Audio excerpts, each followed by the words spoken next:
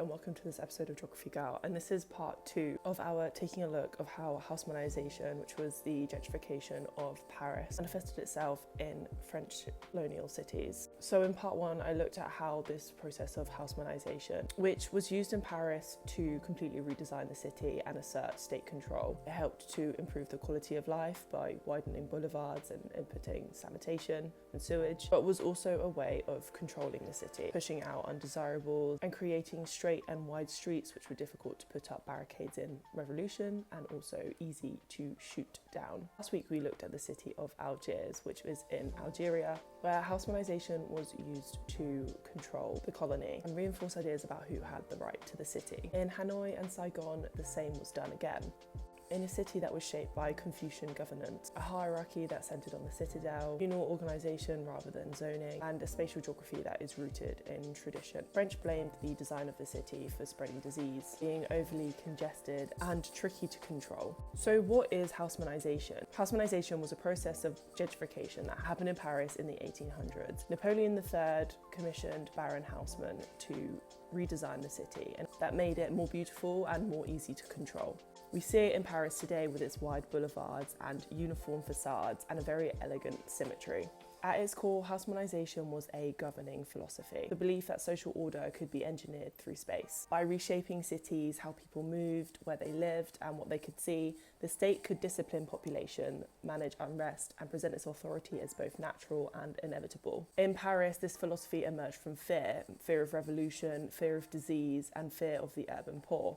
Under Napoleon III, the city became an object to be managed, optimised and made transparent to power. So infrastructure became political. And this philosophy travelled throughout the empire. In French Indochina, Haussmanisation was exported as proof of civilization itself. Hanoi and Saigon were treated somewhat as a stage, designed to perform French modernity in a tropical space through boulevards, villas, opera houses and administrative quarters. It was to demonstrate that colonial rule was rational, hygienic and permanent. But colonial Haussmanisation operated through separation: European quarters versus indigenous quarters, wide boulevards versus crowded alleys, sanitation for some and neglect for others. Modernity was selectively distributed, becoming the spatial expression of a racial hierarchy. Haussmanisation operated in Hanoi and Saigon as a form of imperialism, communicated by widening streets, putting draining systems and zoning laws. These were not failed imitations of Paris, they were colonial cities doing exactly what they were designed to do, which was to make the empire feel orderly, inevitable and visible. What was Hanoi like before the French? It was an imperial city that had its own order. As I said, it was already a capital which was governed by Confucian governance. Its urban form reflected a hierarchy that was centred on the citadel, dense commercial guild streets, communal organisation rather than zoning, and a geography that is rooted in tradition. The French officials, they instead saw congestion, informality and resistance, and therefore a city that could stand up to rule. Cholera outbreaks in the late 19th century became the justification for the radical intervention. French authorities blamed the Vietnamese neighbourhoods despite evidence that colonial drainage was worsening flooding.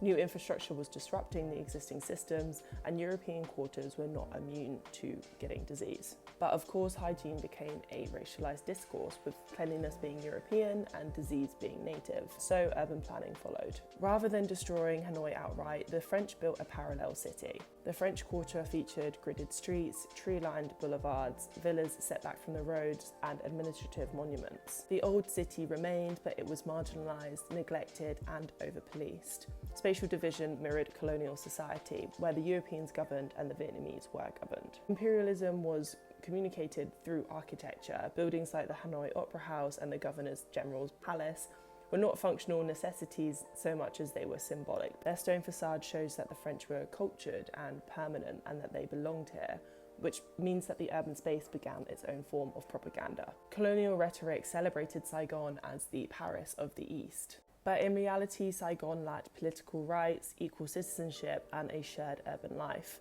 Modernity was selective, infrastructure flowed towards European districts, and indigenous areas were overcrowded and underfunded, and so the beauty wasn't equal by its design. After independence, Hanoi and Saigon inherited colonial geographies that they had not necessarily chosen. The boulevards remained, the administrative cores endured, and inequality was spatially embedded. Post-colonial governments repurposed these spaces but never fully escaped them.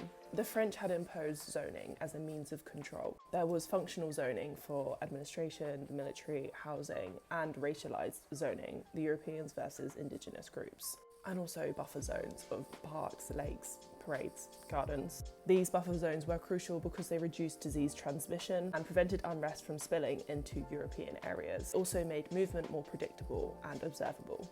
It was a city that could be surveilled by design. Broad boulevards allowed rapid troop movement, clear lines of sight, and riot suppression. Administrative and civic buildings were positioned at visible and symbolic centres. Things like maps and censuses and street naming turned Hanoi into something that could be easily read.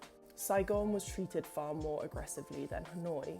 After capturing Saigon in 1859, the French demolished large parts of the existing Vietnamese city, cleared canal-side settlements, and reorientated the city towards the river and trade. This allowed them to rebuild the city from scratch to align with French military and economic needs. Saigon was imagined as a tropical Paris, a showcase colony, and a port city first and a society second. French Saigon featured a rigid grid layout, broad avenues which radiated from administrative centres, clear separation between European quarters, Chinese commercial districts, and the Vietnamese labour zones.